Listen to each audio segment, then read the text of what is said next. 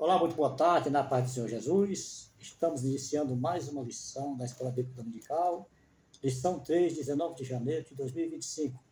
O assunto é a encarnação do Verbo.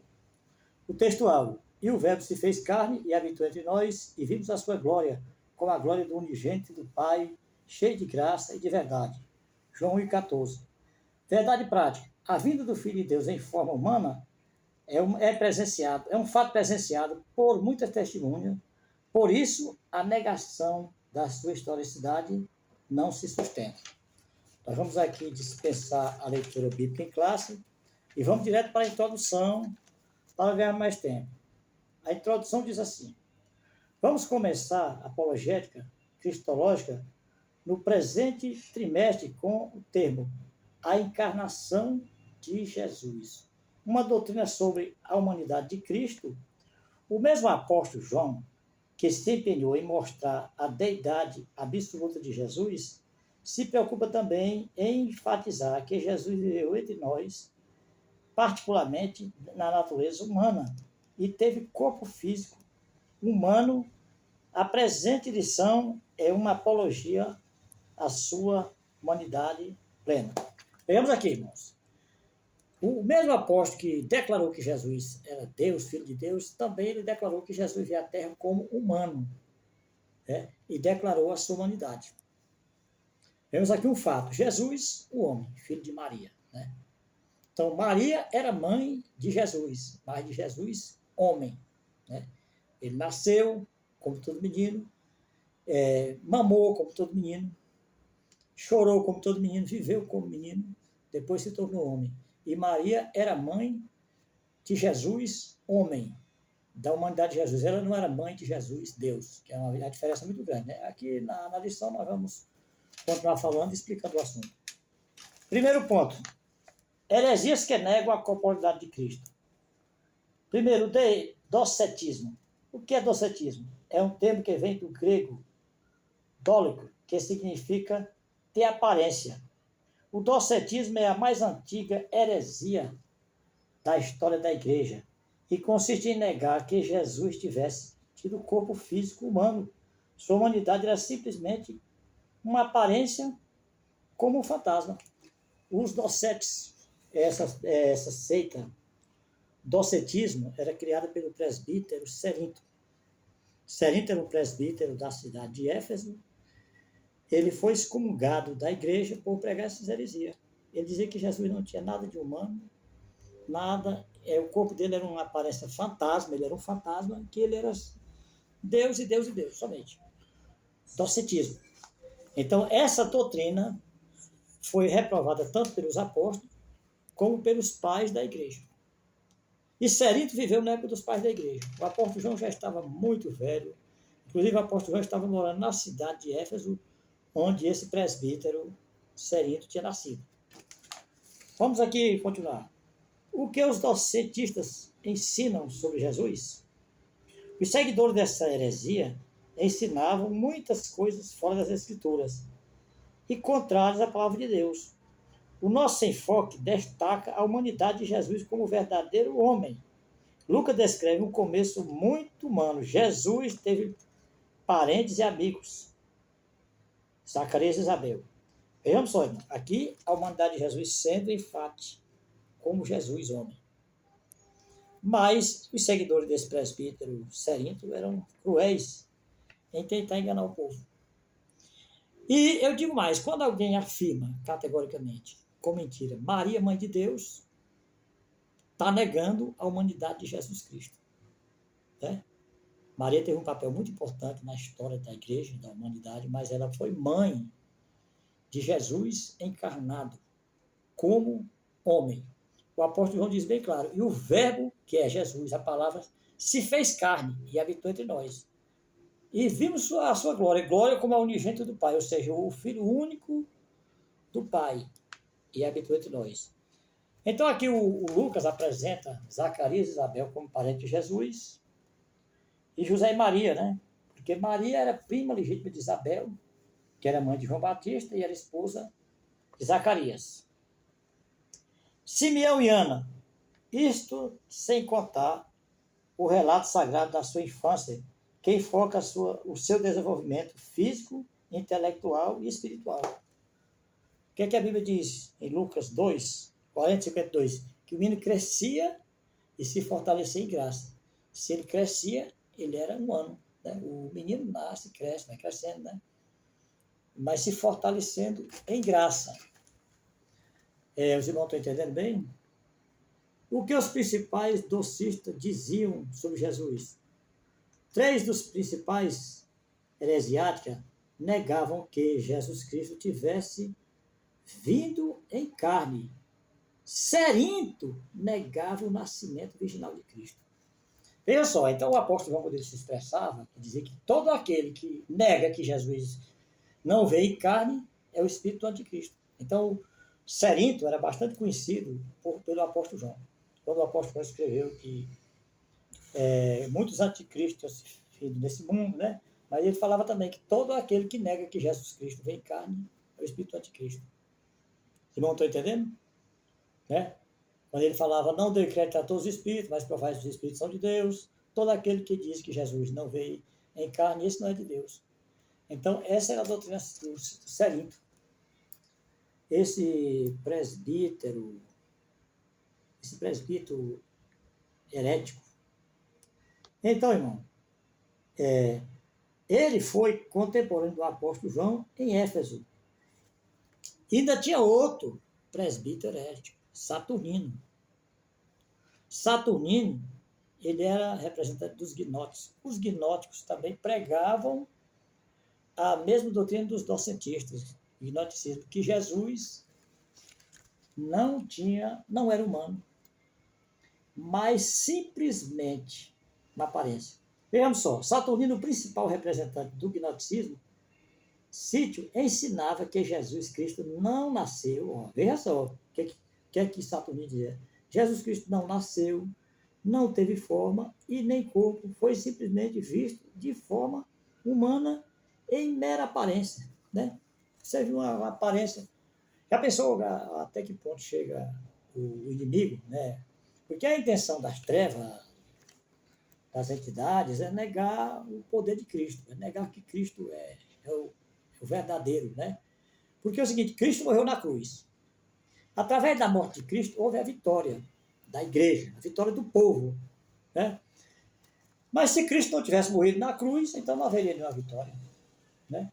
Então a questão aí desses homens usados pelas trevas era dizer que não houve morte na cruz, que Jesus Cristo não morreu na cruz e não houve resgate do ser humano. Os irmãos estão entendendo? Marcião, outro heresiático, que negava ser Cristo verdadeiramente humano. Tinha esse outro bispo, Marcião. Tinha Cerinto, Saturnino e Marcião. Esses 3 eram heréticos, todos da mesma época do apóstolo João. E interessante que o apóstolo João tinha 3 discípulos. Policarpo de Esmirna, Inácio de Antioquia e Papias de Herápolis. Inácio de Antioquia ensinou para a sua igreja que Jesus Cristo era 100% homem e 100% Deus. Mas a doutrina correta de Inácio. Jesus era 100% homem, mas também 100% Deus. Essa era a doutrina de Inácio. Mas Inácio aprendeu o quê? Inácio, bispo de Antioquia. Aprendeu com o apóstolo João. Só que esses 3 elementos, Cerinto, Saturnino e Marcião, eles se opunham, eram contra. Né? Eram contra a doutrina dos apóstolos. Mas quanto ao seu corpo, não se sabe se, na opinião dele, era apenas uma aparência ou de substância etérea. No entanto, a Bíblia declara de maneira direta que Jesus nasceu, mencionando até mesmo o local em Belém da Judéia. Tem os textos aqui que falam em Evangelho de Lucas, né? E Mateus. E época no reinado de Augusto César, imperador de Roma. A Bíblia fala também do corpo físico de Jesus. Né? Jesus tinha um corpo físico. Inclusive, quando ele ressuscitou, antes dele ser assunto ao céu, ele ressuscitou no corpo físico. Quando Tomé duvidou que Jesus tinha ressuscitado, disse que só acreditava na ressurreição dele, se tocasse nele, Jesus apareceu e disse, está aqui, Tomé, põe aqui tua mão aqui, ó. O Espírito não tem carne nem osso, seu mesmo, pega aqui, pega. Tomé acreditou, porque tocou em Jesus. E aí Jesus repreendeu ele, Jesus não elogiou Tomé. Tomé, porque tu me viste e creste? Bem-aventurados são aqueles que não me viram e creram, né? Porque a gente acredita em Jesus não por ver, mas por fé, porque sabemos que ele existe. Existiu como forma humana, como homem, e hoje ele existe como Deus. Agora, quando Jesus foi ao santo ao céu, esse corpo de carne desapareceu, então ele subiu em um corpo celestial. O apóstolo Paulo diz bem claro que a carne e o sangue não podem herdar o reino de Deus, nem o corruptível herdar o incorruptível. Né? É necessário que esse corpo se revista da incorruptibilidade. Então Jesus se revestiu e subiu ao céu na forma celestial de Deus. Né? Mas enquanto ele viveu na terra, viveu como homem e um corpo físico.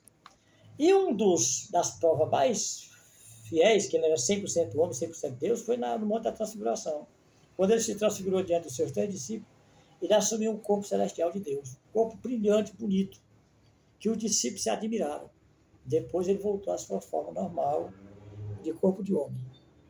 Segundo ponto, a afirmação apostólica da corporidade de Jesus. O que era desde o princípio. Bom, João aqui fala de Jesus como Deus. O que era desde o princípio, né? Na sua carta. O que era desde o princípio. Os evangelhos de Mateus, Marcos e Lucas, denominados de evangelhos sinóticos, apresentam Jesus resultando seus aspectos humanos, ao passo que João reforça o aspecto divino. Os 3 evangelhos expõem Jesus exteriormente, ao passo que João revela interiormente, por se dizer que o evangelho de João é uma interpretação de Jesus. Até porque, irmãos, cada um dos evangelistas que escreveram sobre Jesus tiveram um objetivo. Mateus escreveu a história de Jesus para os judeus. Marcos escreveu para os romanos. O Lucas escreveu para os gregos. E o apóstolo João escreveu diretamente para os pastores, né? Foi a última carta dele diretamente aos pastores e também uma carta universal. Além de ser para os pastores, era também uma carta universal.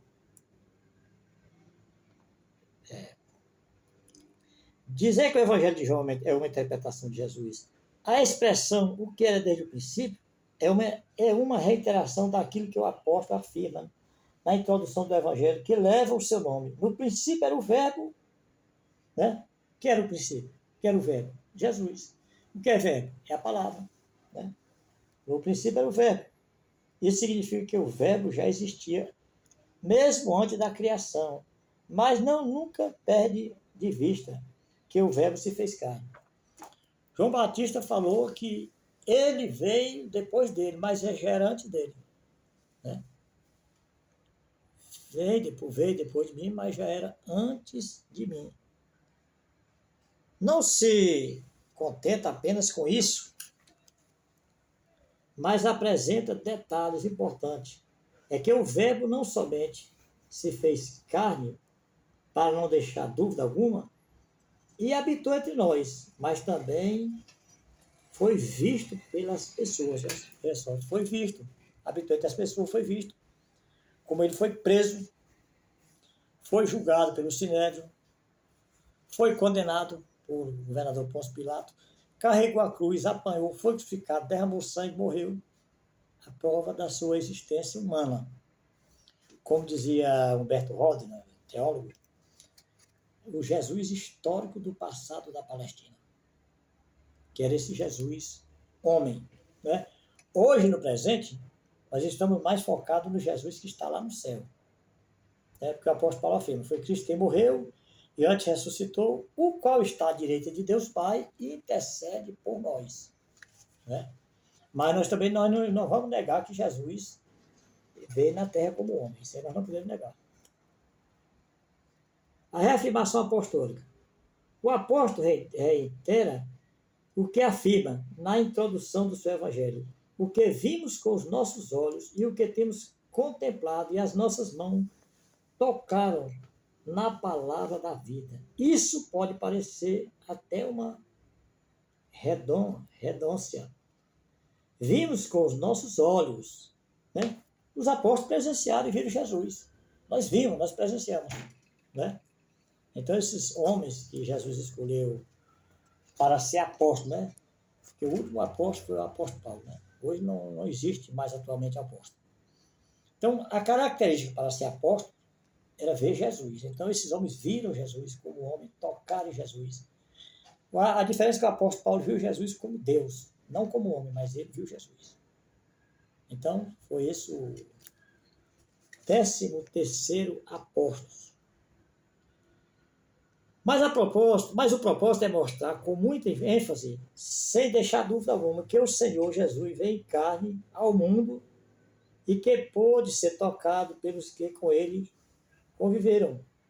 Veja que a presença do nome de Pilatos no credo dos apóstolos posiciona nos acontecimentos passados. Ele sofreu sob Pôncio Pilato, ou seja, padeceu nas mãos de um personagem da história. Logo, o Senhor Jesus só pode também ser alguém da história, né? Então, Jesus também foi um personagem da história, como homem, né? Como dizia Humberto Roda, Jesus histórico, né? Que ele foi condenado pelo governador Pôncio Pilatos, né? Como diz a oração, o credo de Niceno, né? Que ele padeceu sob Pôncio Pilatos. Uma crença herética. João viveu os seus últimos dias na cidade de Éfeso, que era a cidade de Cerinto.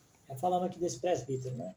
Esse presbítero que era um perigo, mas tanto ele era herético, como ensinava os seus discípulos também a ser herético. Então o apóstolo João não suportava esse cidadão. Conta-se uma história que um dia o apóstolo João estava dando uma palestra e Cerinto apareceu, e o apóstolo João se retirou e disse: eu estou indo embora, que senão a casa vai cair por cima de nós aqui. Cerinto chegou, entendeu?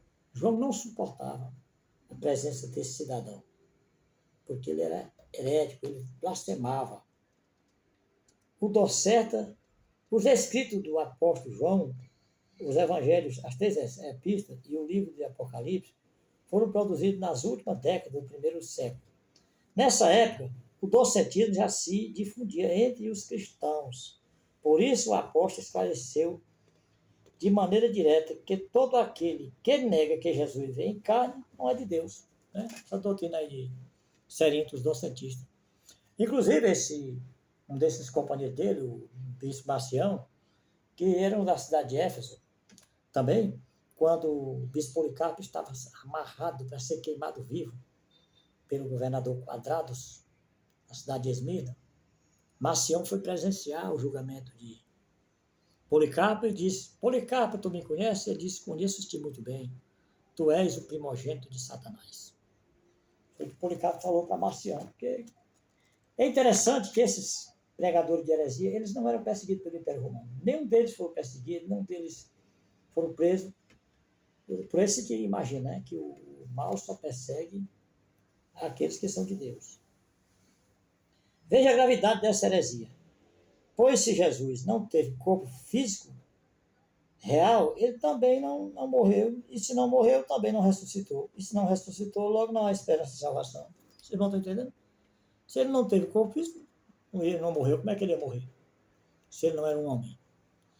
E se ele não morreu, como é que ele ia ressuscitar? Se ele não ressuscitou, todo mundo está morto, né? Como diz o próprio apóstolo Paulo, se Cristo não ressuscitou, a nossa pregação é sem valor.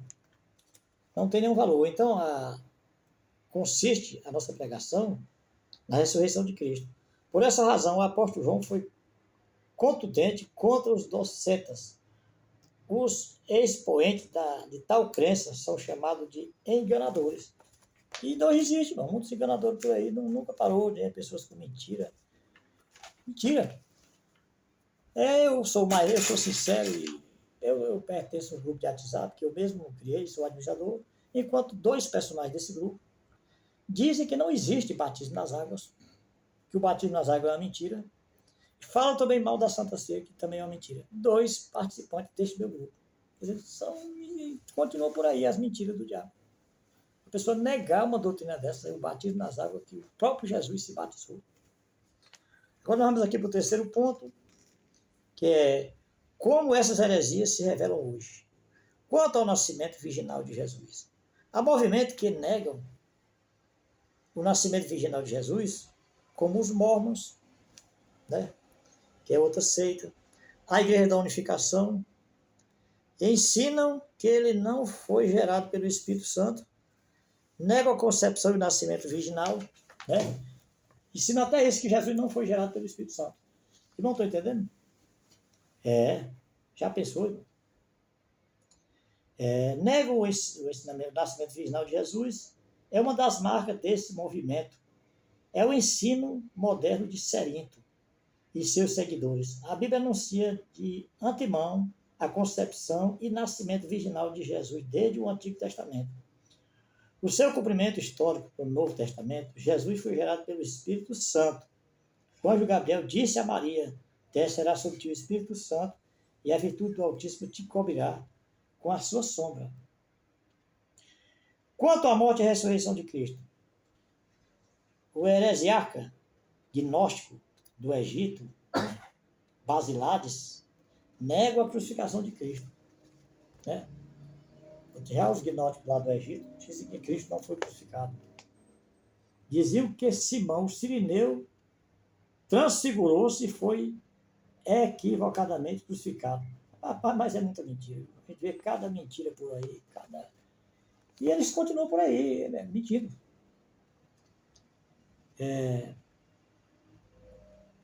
O que os populados tomou por Jesus, assim sendo, Cristo apenas presenciou a crucificação de Simão, seu suposto sósia. O Alcorão, o livro sagrado dos muçulmanos, e sua principal fonte de autoridade espiritual, declara que o Senhor Jesus não foi crucificado e que tudo não passa de uma simulação ao Corão. Nas notas explicativas de rodapé, nas edições do Alcorão, eles afirmam que um sósia de Jesus foi levado à cruz. Isso parece com a ideia Basílides, que esse Basílio aqui era um bispo lá do Egito, que criou essa ideia, essa doutrina falsa que Jesus não foi crucificado, mas sim esse sósia dele. E os muçulmanos seguem essa doutrina. Vejamos só, irmão, essa doutrina, contrária a todo o pensamento bíblico e os fatos históricos, a Bíblia ensina que Jesus morreu e ressuscitou dentre os mortos. Vamos aqui abrir um parênteses. O pessoal tem muita moda de dizer assim: rapaz, preferiram que Jesus fosse crucificado do que Barrabás. Quem tinha que ser crucificado era Jesus, não era Barrabás. Tinha que ser Jesus. Se Barrabás fosse crucificado e Jesus fosse solto, o mundo não se salvaria, não haveria salvação para ninguém. Não era mais que absurdo. Quem tinha que ser crucificado era Jesus. Jesus não podia fugir da crucificação. Era ele. Era o Salvador. Nem outro homem tinha o poder de salvá-los. Então tinha que ser ele. Não era Barrabás. Barrabás tinha que seguir o caminho dele. Né? Porque Jesus foi que deu prova de morrer e ressuscitar ao terceiro dia, como ele prometeu. Confirmação histórica. A confirmação bíblica histórica da morte de Jesus é fato incontestável. Historiadores não cristãos, judeus e romanos atestaram a morte de Jesus. Flávio José, historiador judeu, disse: acusaram-no perante Pilatos e este ordenou que o crucificassem. Os que o haviam armado durante a sua vida não abandonaram depois da sua morte?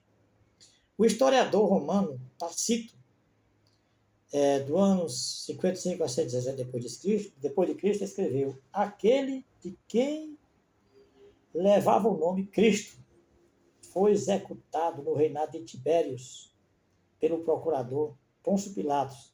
A Bíblia declara que Jesus, depois de ter padecido, se apresentou vivo com muitas infalíveis provas. Atos 8:3, né? Jesus, quando ele ressuscitou, ele passou 40 dias no meio dos discípulos, dando prova de sua ressurreição. E aqui nós vamos fazer a conclusão, né?